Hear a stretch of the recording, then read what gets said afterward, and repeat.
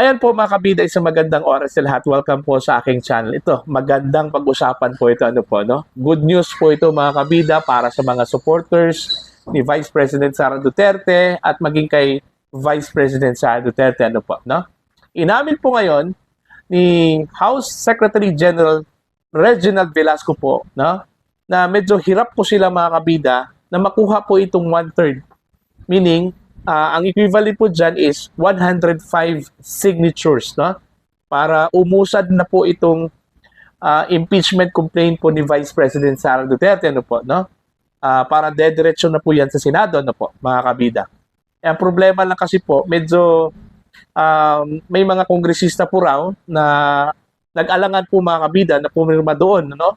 Kasi ho, natakot dahil ho sa posibleng backlash, no? Baka ho daw magkaroon po ng epekto yung kanilang boto, lalong-lalo na po doon sa Mindanao, no? Na kilala pong baluarte po ni Vice President Sara Duterte, mga kabida, no po, no? May mga mababatas daw, sabi ho ni Sec. Gen. Velasco na tumakbo bilang senador, tumakbo bilang party list representative. Alam naman po natin na ito pong mga posisyon na ito, nationwide yung coverage, ano po, no? At baka ho madadali po daw sila sa Mindanao, mga kabida, na kilala pong baluarte ni Vice President Sara Duterte. Pakinggan muna natin itong panayam po ni Ms. Karen Davila kay Sec. Gen. Reginald Velasco. Narito po. So, I mean, given the fact that the lower house has a supermajority right now, it's quite surprising why the complaints can't get 103 signatures. Based on your experience, what makes it difficult this time? Well, I cannot speak on behalf of the House members, no? But I would imagine that, number one, they want a complaint that will be signed and endorsed by the one-third requirement, no? One-third requirement. And that's what they want to see, because given the few remaining session days, no? Because if you will count the remaining session days of the 19th Congress, there will be only about 5 times 3, that's about 15 session days before its final adjournment, no, in June. So, for 15 session days, it will be very difficult to process it, applying the rules, refer to the Committee on Rules by the Speaker, Committee on Rules to the plenary goes to Committee on Justice, no? That whole process, if it will take place, that will need more than 18 session days. So, maybe, I am just guessing, maybe the House members are hesitant because of this very short time frame. Or is it the fact that the elections are coming up, the midterm elections? Is this a factor why they are not signing? It could also mean that, because the moment they sign this or endorse, no, the moment they endorse through their signature, through a resolution, any of the complaints, it could affect their re-election efforts, no? Especially if one congressman is running for a national post, like a senatorial bet or party list. Party list candidates are voted nationwide, no? So maybe one of their concerns is the the votes that they could gather potentially from Mindanao. Ayun pala, yun. Natakot pala yun. Di ba? Kasi ho, yun nga eh, may point po yung mga mababatas eh. Parang sugal kasi yan eh, no? Unang-una, sugal doon ho sa nagnanais po na ma-impeach po itong si Sara or sugal doon ho sa kanilang political career. Ano po, no? Kasi unang-una po, maliban ho dito sa mga supporters po ni Sara, may Iglesia ni Cristo po mga kabila. Ano po? Diba? Dito pa lang sa Iglesia ni Cristo, medyo madadali na po sila. Ano po, no? So, yun po. No? Medyo, yun po yung problema ngayon ng House. Kung paano ho nila, kung paano po matuloy po itong impeachment po laban kay Vice President Sara Duterte. Kasi maliban doon sa numbers, medyo hindi ho sumang-ayon sa kanila yung time frame, ano, yung panahon. Kasi inamin po ngayon, ano po, ni Sec. Jen Velasco, na kapos po sila sa panahon. Okay?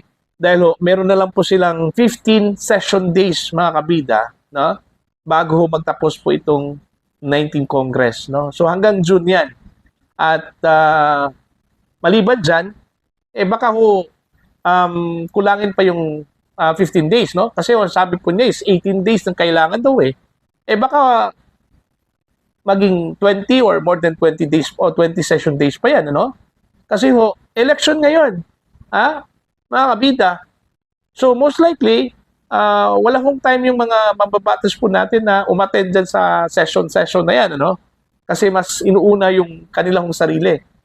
Political survival kasi yan eh, no? Kailangan po nilang kumbaga kumayod, no? Para ho ma-re-elect po sila, no? Ito hong mga re-electionist po natin na mga mababatas, ano? How much more ito pong mga tumakbo bilang senador, bilang party list representative, ano po, mga kabida. So, baka ho aabutin pa yan ng more than 20 session days ang kailangan po para ho matapos itong the whole process, no? Kasi yung the whole process kasi ng impeachment proceedings dyan ho sa House of Representatives, yung 15 session days, kukulangin talaga yan, no? Inamin yan po ni Sec. Jen Velasco, mga kabida. So, yun po. So, maliban doon sa numbers, medyo kapos po sila sa panahon.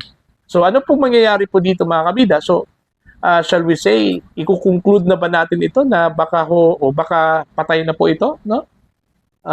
Tuluyan na ba itong mamamatay itong impeachment laban po kay Vice President sa Duterte?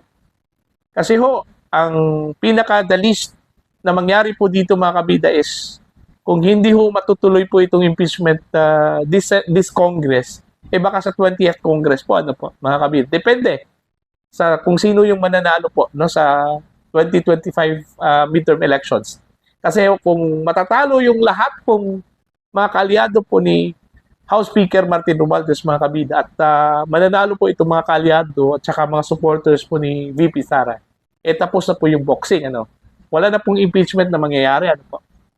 Alright? So, yun po yung scenario po dito, mga kabida. Bigla na lang pong umatras at ata itong itong mga mababatas no? Siguro na pagtanto siguro nila na talagang malakas man talaga itong si VP no? 'Di ba? Yun yung sa politika kasi po, mga kabida, wala hong kaibigan diyan. Okay? Personal interest lang talaga diyan no? Ang nandyan po sa politics, ano? Tingin po ng mga mababatas, medyo alanganin po talaga siya kung kakampi po siya dito sa pro-impeachment. Di ba? Mas pipiliin niya yung kaniyang political survival, no? Kaysa dito ho kakampi ho dito sa mga pro-impeachment congressman, ano po? Di ba? So, yun po yung magiging scenario po dyan, mga kapida, no? So, it's a good news para ho doon sa mga supporters ni Sara at maging kay Vice President Sara Duterte. Pero para sa akin, mas maganda talaga na mas mainam na matuloy po itong impeachment po. Bakit?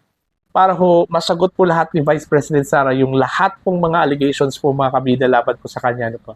Kasi mga matitindi yung mga allegations Like for example, yung paggamit po niya ng mga fictitious name daw, no?